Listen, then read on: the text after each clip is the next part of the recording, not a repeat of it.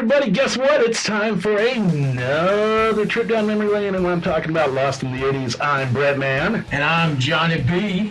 And we are rolling once again in the great podcast studio with our great new equipment that we continually upgrade and try to provide more entertainment for you. That is very, very true. At a higher quality. And also I want to talk a little bit about our outfits. I hope you guys appreciate, Well, let's be honest, if we're not making asses out of ourselves trying to dress in 80s stuff, we're doing it wrong, right? True. I mean, I kind of went after a slash, not exactly 100% slash, but, kind of a slash punker outfit look. Mine's just a mix of everything. And I'm going to do something that I probably shouldn't. Oh, gosh, help us out.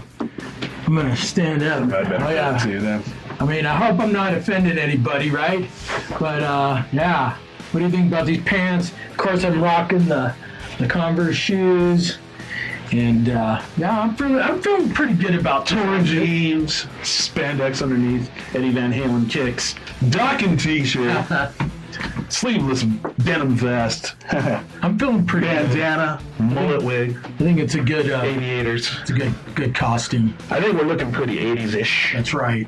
And that's all right, because that's what we're doing. One day we may actually have to do a couple podcasts on 80s fashion, because there's a lot we can cover. Yeah. Let's be honest. Well, there was a lot of fashion in the 80s. I mean, from the beginning to the end, it changed quite a bit. Well, I know. And if you're going to talk about fashion, how's this for a segue? Steven Tyler, lead singer of Aerosmith. Holy cow. He was a trendsetter. He exemplified a few 80s outfits, 70s outfits, 80s outfits, 90s, and so on and so forth, because he's Steven Tyler. And since we're on the subject of Steven Tyler, you may see in front of us, we have the 1987 release in front of us, Aerosmith's, in my opinion, comeback album, Permanent Vacation. Well, and in my opinion, their best album. This is the album that introduced me to Aerosmith. Before this, I didn't even know that they had hits or who they were before this. Obviously, the Run DMC, collaboration for Walk This Way was a big intro to Aerosmith, but this album really came hard onto the scene right as the time that it was like 8th, 9th grade when this album came out. 9th grade, let's just say 9th grade. When this album came out for me. Well, let's face it, man. We are the MTV generation. I mean, you're right. I didn't know who Aerosmith was before Run DMC did that version of Walk This Way with, Steven Tyler and Joe Perry. So, but we gotta, this is why I exemplify this as their comeback, because they were hot off of Walk This Way, and so they put out this album shortly after that, of course, and my gosh, what an album it is. Let's be honest. It is a hell of an album. Like I said, not that their other albums, Pump is a great album too. Pump is a great album. Excuse me. That's my personal favorite album of theirs, but at the same time, I also got to see them on tour supporting it, that kind of thing. So it's got sentimental value for me. My first concert, that kind of thing.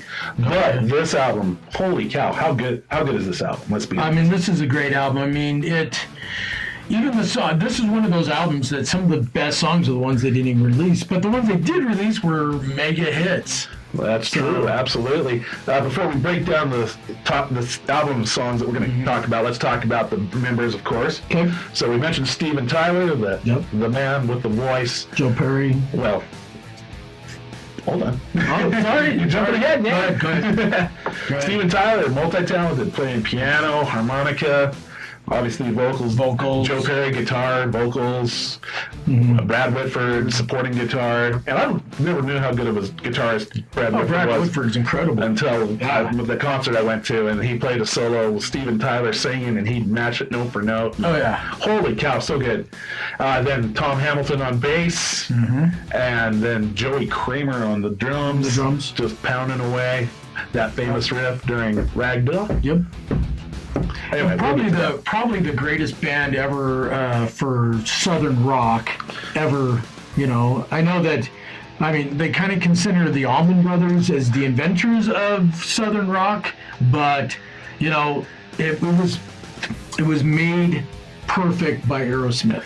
Well, you know, for a few boys from Boston, Massachusetts, not too bad for Southern rock. And, you know, you listen to a song like Ragdoll, for instance, there's your Southern influence right there. It's got that slide guitar. It's just bluesy, you know. It's a great thing. Yeah. Now, let's talk about the hits off this album. Let's do it. Well, we already mentioned Ragdoll. What a great song. What a wild song. I remember that was one of those songs that when the video came out on MTV, you got to make sure the parents aren't in the room because they run up and flip the channel on the cable box. Yep, that's right. If they weren't in the room watching, that was a hell of a introduction to a different. Let's just say more alternative lifestyles for me as a child. That's fair. And speaking of alternative lifestyles, let's talk about another great hit off this album. Dude Looks Like a Lady. That's right. Yeah. Inspired when Steven Tyler met Motley Crue and he saw Vince Neil and was like, he thought Vince Neil was a chick. He said that word for word.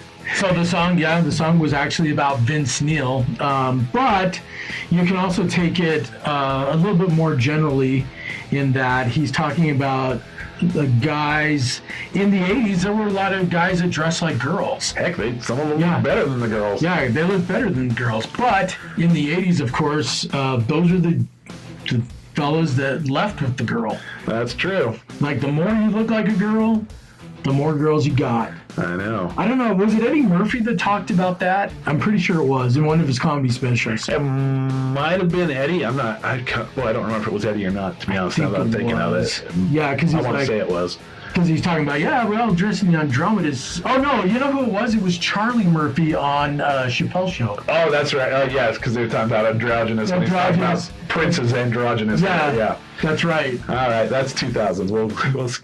But they were talking about the 80s. But, the more that a guy dressed up like a girl and looked like a girl, the more girls he got. Yes. It's just the way it was back then. And my favorite line from that song, she had the body of a Venus, but imagine my surprise. Let me take a peek, dear. Do me. All right. Anyway, what a song. A great song. And then, of course, the quintessential 80s power ballad. Yes, Angel. And Angel had a very sentimental spot for me because that was my 9th grade graduation dance. In those days, even though 9th grade was considered high school, we still attended the junior high.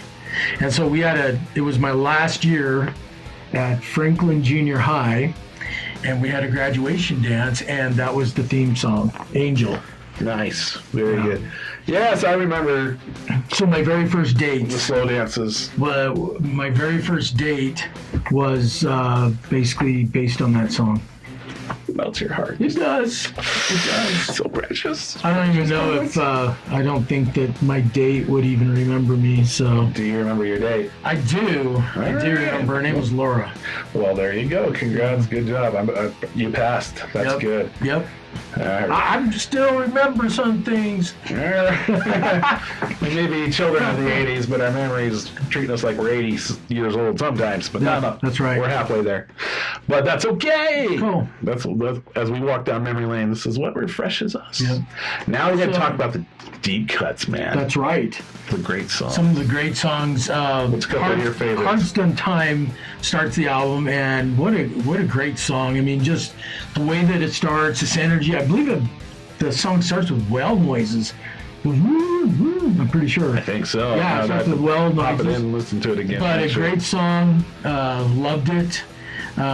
Magic Touch. Magic Touch is my favorite non-single release. I just love that riff. Just a chromatic going down the fretboard as he's playing it, but it was good.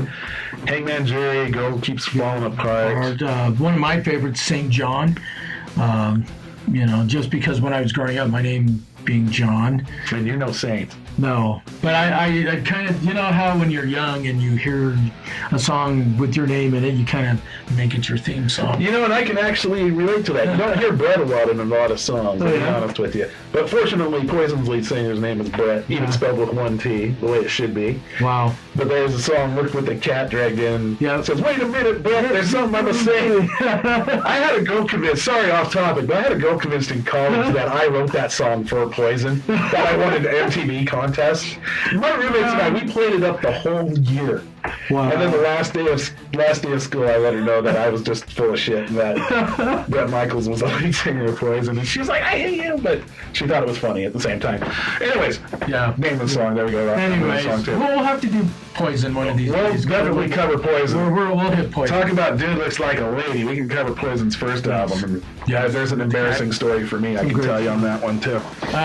They did cover the back to this. Yeah, they did cover the Beatles song. They did. I'm Down. Yeah, I'm Down, which was a pretty good cover of it. I liked it better than the original. Right. Yeah. It's rare to say that about songs. But it wasn't one of the Beatles. It wasn't one of the Beatles' great songs. No, it was actually like a B-side. Yeah, I believe B-side The Hard Day's Night, if I remember right. I think so. If I'd have to research that. I can't remember, and I'm too lazy to pull my tablet up and look really quick. Look it up. But Permanent Vacation too is a pretty damn good song. That is, talks about really, really need it. Saint-Tropez. I want to go where the sun at all. No, it's shine. I want a can where the sun never shines. Something like that, yeah. That's a great song. Well, obviously, we both need to listen to this album again. Yeah, I need we're to both pop rusty it on in. those lyrics. Well, the one thing I will say is that this is a great summer album. We're, that's a cruising album, man. Yeah, we're mid-July right now, and this is a perfect CD to pop into the old CD player when you're driving in the convertible. You can get in John's Mustang. I guarantee you, he's got this album in his car. I do. To play. I guarantee it. I have a collection of very specific songs that I play, very specific albums, and this is one of them. So. It is, but it's great such summer, a fantastic great summer album. It is. It's cruising album, but it's a great album in general. It's been, a huge part of my my music, my musical taste and love for rock music in the '80s. They, especially by a band that, as of course we learned later on, has been around for a while. Yes. And then to come around and make themselves relevant during another just onslaught of '80s rock. They were popular '70s rock, obviously. And it was great because once I found this album and Pump came out, then I went back and went to Flowers in the Attic and Toys in the Attic. Sorry, Flowers in the Attic. It's a book. My sister could talk about that on the '80s podcast if you want. I apologize. I made a mistake. Sorry, Toys in the Attic. Sorry, Toys in the Attic, and and then I'm the same way. Dream On was incredible ballad. Dream On, the original version of Walk This Way. Back in the Saddle Again, Sweet Emotion. I mean, they have just a catalog of just incredible songs. But for you and I both, this album is the one that just resonates with us. Yes, this is the one. If I had to just pick one album, this is the one I'd pick. And that's fair enough. Like I said, I love Pump, but I'll be honest, if I was stuck on a desert island, Saint-Tropez, this would be the one I'd take with me, man. Yeah. And it's a little bit, I guess, it's kind of sad that, now all these bands are doing their farewell tours and they're getting older, and we don't know how much longer we'll be able to see these guys live. I don't know because wasn't Aerosmith planning a farewell tour? No, they weren't planning on anything that I know of, right? I think they were still just touring and doing their thing. And, unfortunately, right now we're filming during the age of COVID-19. But so there's no concerts or very little concerts for 2020 right now. But I don't think Aerosmith had anything planned this year. But hopefully in 2021, we'll see what happens. I think if everyone having cabin fever for 2020, I think we're going to see a lot of tours in 2021. Exactly. I can definitely see Aerosmith going out. They don't even have to make a new album. They can just go out. Greatest hits, and that concert itself will be 2.5 hours, 3 hours long.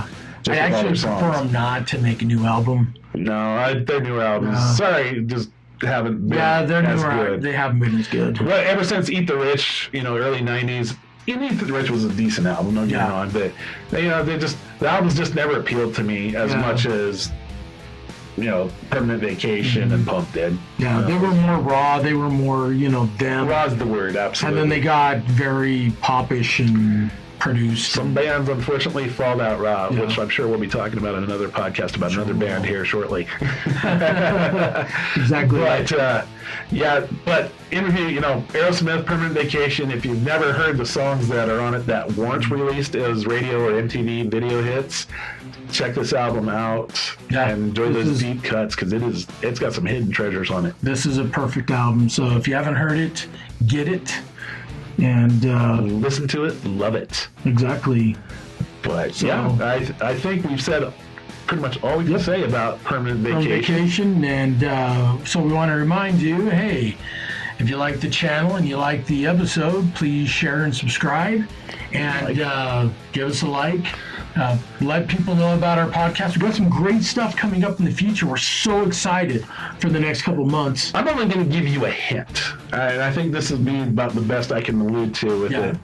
But a drummer from a band that came out in the later part of the 1980s, towards the tail end, let's just say this fall we very well could have him live in the studio with us on this show. Yeah. And that's all I'm going to say, so stay tuned. I'm sure we'll get details later on it. It's going to be awesome. But anyways, Aerosmith, Permanent Vacation. We love it. We love it. And remember, that dude looks like a lady.